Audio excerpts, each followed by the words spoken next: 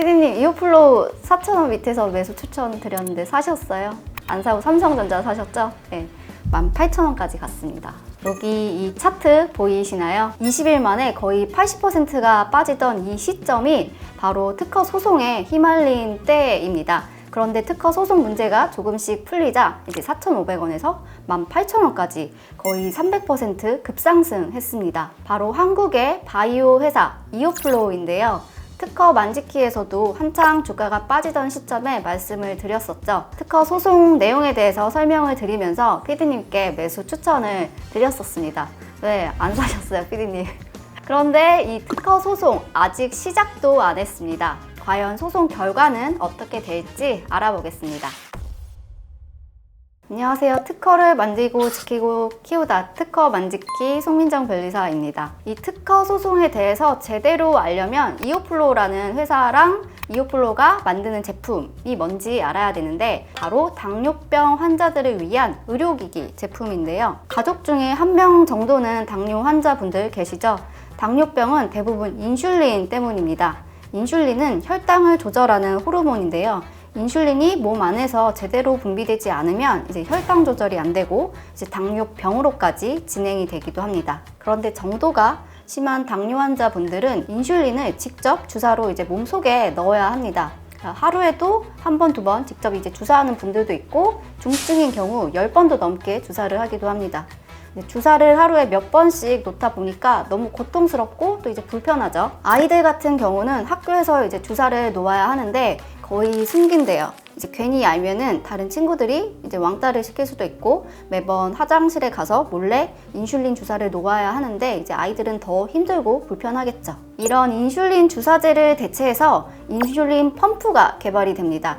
인슐린이 들어있는 이제 기기 본체를 튜브로 연결을 해서 몸에 부착하는 패치 부분에는 이제 튜브가 미세 바늘이랑 연결이 되고 이제 인슐린을 주사기 없이 주입하는 기기입니다. 주사기를 들고 다닐 필요도 없고 이제 하루에 몇 번씩 주사를 놓을 필요도 없게 됐죠. 이 인슐린 펌프는 미국의 대형 글로벌 의료기기 전문기업 메드트로닉이라는 회사가 거의 전 세계를 독점을 하고 있습니다. 그런데 이 제품에도 불편한 부분이 있어요. 인슐린이 이제 주입되는 패치 부분과 본체가 따로 이제 튜브로 연결이 되어 있으니까 불편하죠. 본체는 항상 몸 어딘가에 이제 고정을 해야 되고 튜브는 선이 있으니까 이 착용감이 편하지는 않습니다. 이런 불편함을 개선한 제품이 바로 인슐린 패치입니다. 웨어러블 인슐린 펌프, 패치형 인슐린 펌프, 이제 선이 없어서 무선 인슐린 펌프라고도 하는데 이제 본체랑 이 패치 부분을 연결하는 선이 없고 허벅지나 배나 이제 팔 편한 부위에 붙이면 돼서 이제 훨씬 편리합니다. 이것을 첫 번째로 개발한 곳이 미국의 인슐렛이라는 의료기기 기업인데요. 기존의 이제 유선 인슐린 펌프를 대체하면서 인슐린 주입 기기에 혁신을 일으킵니다. 그리고 드디어 이제 오늘 주제인 이오플로우가 나옵니다. 이오플로우는 웨어러블 인슐린 펌프를 세계에서 두 번째로 개발한 한국 회사입니다. 그래서 2020년 9월에 이제 코스닥에 기술특례 상장을 합니다. 기술특례 상장은 이제 매출은 없거나 작지만 이제 기술력이 우수한 혁신 기업이 자금 조달을 위해서 상장을 하는 방식인데 테슬라도 이런 방식으로 미국 나스닥에 상장을 했다고 해서 테슬라 요건 상장이라고도 합니다. 이오플로우가 상장을 할 때 코로나가 막 시작할 때라서 특히 바이오 기업 주가들이 그때 많이 올랐었죠. 이오플로우도 상장 초기에 코로나 특수로 4만 원까지 이제 잠깐 오르다가 바이오 기업 대부분이 매출이 없잖아요. 그래서 천천히 이제 내려갑니다. 주가가 천천히 내려가다가 사실 천천히 아니죠. 고점 4만 원 대비하면은 50%도 넘게 이제 15,000원대까지 내려가다가 23년 작년 5월에 아까 그 글로벌 의료기기 기업 메드트로닉이 이오플로우를 인수한다고 발표를 했습니다. 인수가는 7억 3,800만 달러, 우리 돈으로 9천억, 거의 1조 원에 가까운 엄청난 금액이었는데 이런 인수 소식이 발표가 나자 주가가 이제 상한가를 가기도 하면서 15,000원대 하던 주가가 3만 원대까지 올라갑니다. 이제부터 이제 폭락과 폭등이 시작이 되는데 웨어러블 인슐린 펌프 기업 1등 기업은 이제 미국의 인슐렛이라고 했잖아요. 이제 메드트로닉이 이오플로우를 인수하게 되면 인슐렛한테는 치명적이죠. 경쟁 상대가 기존에 이제 한국 스타트업이었다가 글로벌 1등 기업이 경쟁 상대로 되니까 이제 메드트로닉이 한국의 웨어러블 인슐린 펌프 기업 이오플로우를 인수한다는 기사가 이제 미국에서도 나왔겠죠. 그 미국에서도 나오니까 인슐렛 주가가 반토막이 납니다. 시총이 20조 하던 기업이 이제 절반이 되는데 그만큼 미국 글로벌 의료기기 공룡기업 메드트로닉이 한국의 스타트업 이오플로우를 인수하게 되면 그동안 웨어러블 인슐린 펌프를 독점하던 인슐렛한테는 치명적이게 되는 거죠. 그래서 인슐렛이 23년 8월 3일 이오플로우한테 미국에서 지식재산권 침해 소송을 합니다. 이런 지식재산권 소송 이슈는 기업한테 치명적일 수도 있어서 상장 기업은 공시를 해야 됩니다. 이제 이오플로우가 미국에서 소송을 받았다라는 걸 공시를 했고 공시가 발표가 나고 이제 뉴스 기사로도 나오니까 이제 이오플로우 주가가 어느 정도 내려갑니다. 이제 소송이 이제 오래 걸리잖아요. 판결이 나오려면 1년 이상 걸리는데 그동안 인슐렛 입장에서는 이오플로우가 제품을 만들어서 판매하거나 메드트로닉이랑 이제 인수 M&A 하는 과정에서 인슐렛과 관련된 정보를 경쟁사 메드트로닉한테 주게 되면 큰 피해를 입게 되죠. 왜냐하면 인슐렛 개발자가 이오플로우로 갔어요. CTO 임원으로 갔고 그리고 인슐렛 제품을 제조하는 이 제조업체한테 이오플로우도 이 제품 제조를 맡겼어요. 그러니까 인슐렛과 관련된 정보를 이오플로우가 어느 정도 가지고 있겠죠. 이 소송을 하는 동안에도 인슐렛은 큰 피해를 입을 수가 있어요. 이럴 때 가처분 신청을 소송이랑 같이 합니다. 이제 가처분은 소송하는 동안에 하는 임시조치, 임시방편이라고 보시면 돼요. 예를 들어서 특허 침해 소송 중일 때 이제 소송 결과가 나오기 전이라도 침해를 했다고 의심되는 그 피고한테 제품 생산 금지, 판매 금지, 가처분 명령을 하면 이제 피고는 소송하는 동안에는 제품을 생산, 판매할 수가 없어요. 이제 한국이랑 미국이랑 가처분 개념이 조금 다른데 미국에서는 이제 정확히는 임시금지 명령, 예비적 금지 명령이라고 하는데 번역할 때 가처분이라고 하기도 합니다. 인슐렛이 소송이랑 같이 예비적 금지 명령을 신청을 했고 이게 법원에서 받아들여집니다. 미국 법원이 이오플로우한테 소송이 진행되는 동안 관련 자료를 외부에 공개하지 말고 이제 제품을 생산, 판매, 광고하지 말라고 명령을 합니다. 가처분 명령, 이것은 이오플로우가 메드트로닉한테 자료를 일체 주지 말라는 건데 인수합병을 하려면 할 게 많잖아요. 인수합병 절차를 진행시키지 못하는 거죠. 그러면서 이오플로우는 이 메드트로닉과 논의가 돼가고 있던 인수합병도 무산이 되었습니다. 가처분 명령에 인수합병 무산까지 안 좋은 소식만 가득하니까 이오플로우 주가는 인수 철회 발표 이후에 하한가를 2번이나 맞으면서 단 며칠 만에 최고점 대비 마이너스 80%까지 내려갑니다.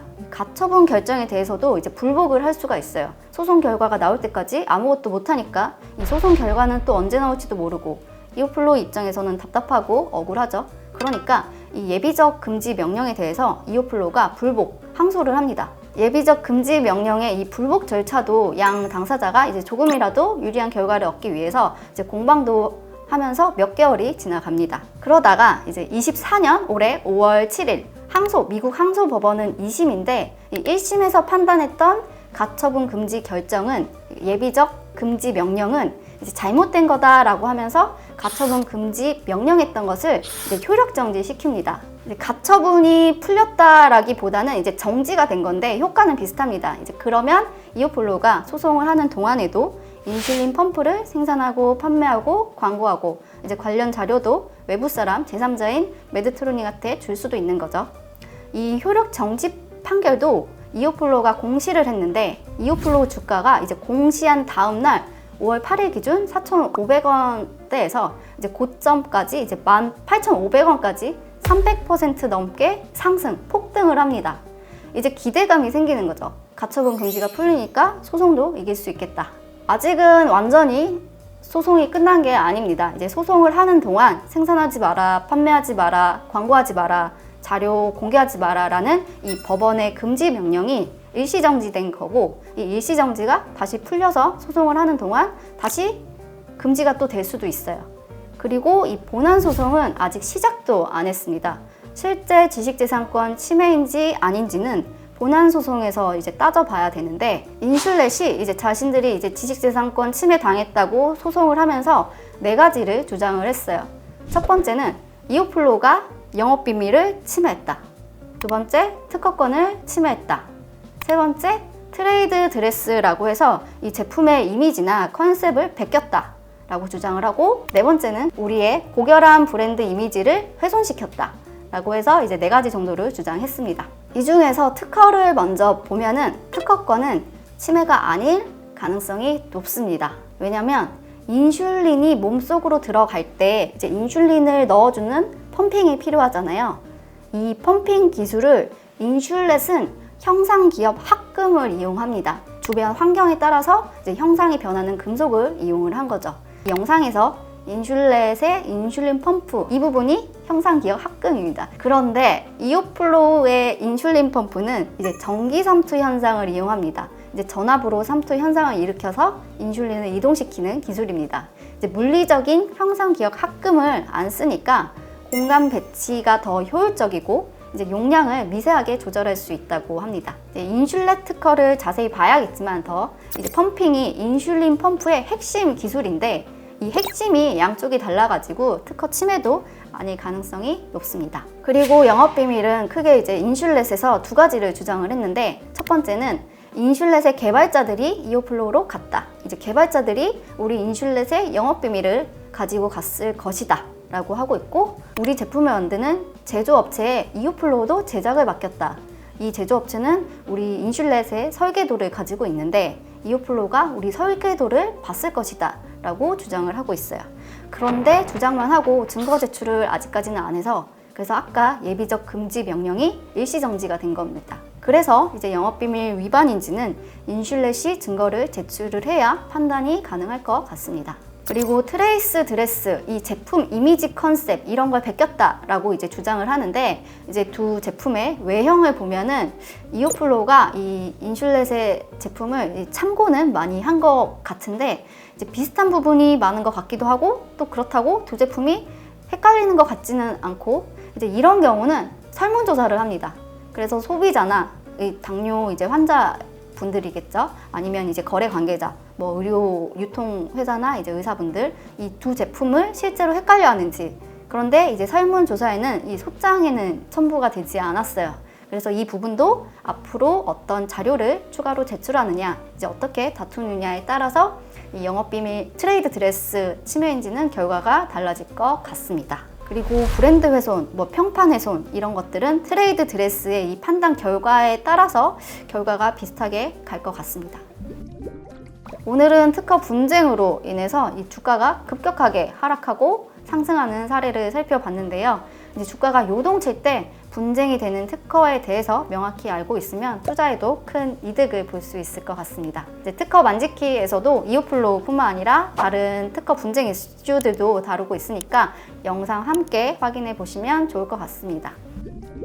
바이오 기술은 시장이 국내에만 한정이 된 게 아니라 이제 글로벌로 나갈 수 있어서 이제 잠재 시장이 엄청 큽니다. 그래서 이제 바이오 기업들이 기업 가치가 높은 편인데, 그렇지만 이제 임상 시험, 이제 성공 여부, 뭐 식약처 허가, 이제 특허 취득, 특허 소송 이런 이제 허들이 많아서 이 장애물에 부딪히면은 그때그때마다 주가가 이제 급락을 하죠. 이제 상당히 위험성이 높은 분야입니다. 최근에 HLB의 가남 리보세라닙이 미국 식약처 FDA에서 허가를 못 받았죠. 그래서 10만 원 하던 주가가 이제 급락하면서 거의 5만 원대로 며칠 사이에 반토막이 났었죠. 그래서 특히 바이오 기업, 의료 분야에 투자를 하시는 분들은 특허나 이제 소송, 뭐 임상 실험, 인허가 이런 상황들을 항상 모니터링하면서 투자를 하셔야 되겠습니다.